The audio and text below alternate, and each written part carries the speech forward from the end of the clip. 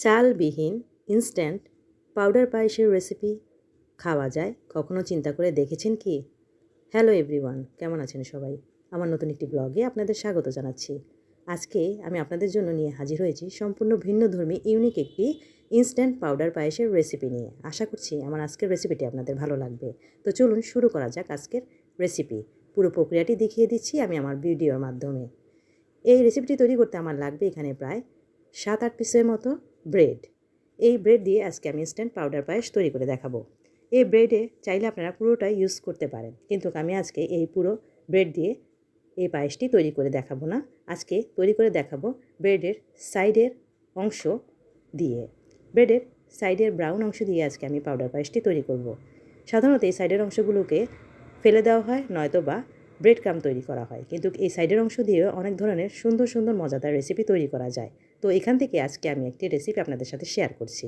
এই সাইডের অংশগুলোকে কেটে নেওয়ার পর আমি একটি পাত্রে নিয়ে নিলাম। এখন এগুলোকে আমি একটু গুঁড়ো করে নিব। এজন্য একটি গ্রাইন্ডার জারে এগুলোকে আমি গুঁড়ো করে নিচ্ছি।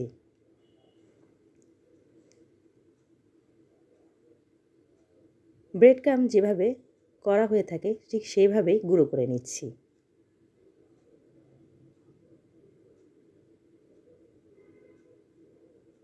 গুঁড়ো করা হয়ে গেলে এখন এগুলোকে আমি একটি পাত্রে ঢেলে নিচ্ছি। ইনস্ট্যান্ট ব্রেড পায়েস তৈরি করার জন্য আমার লাগবে চিনি।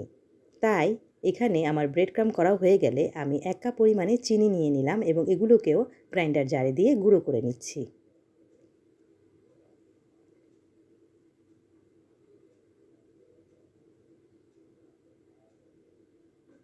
চিনিগুলো গুঁড়ো করা হয়ে গেলে এখন আমি চিনিগুলোকে এক সাইডে রেখে দিচ্ছি।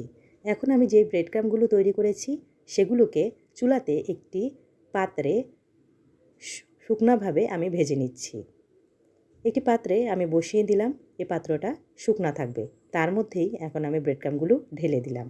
এখন হালকা হাতে একটি স্প্যাচুলারের সাহায্যে 3-4 মিনিট আমি এই ব্রেড ক্রাম্বগুলোকে চুলাতে মিডিয়াম টু লো হিটে ভেজে নিচ্ছি। এমনভাবে ভাজবো যেন নিচে পোড়া না লেগে যায়। 3-4 মিনিট ভাজা হয়ে গেছে, দেখতেই পাচ্ছেন আমার ব্রেড ক্রাম্বের কালারটা অলরেডি চেঞ্জ হয়ে এসেছে। ভাজা হয়ে গেলে চুলা থেকে এগুলোকে আমি নামিয়ে নিচ্ছি।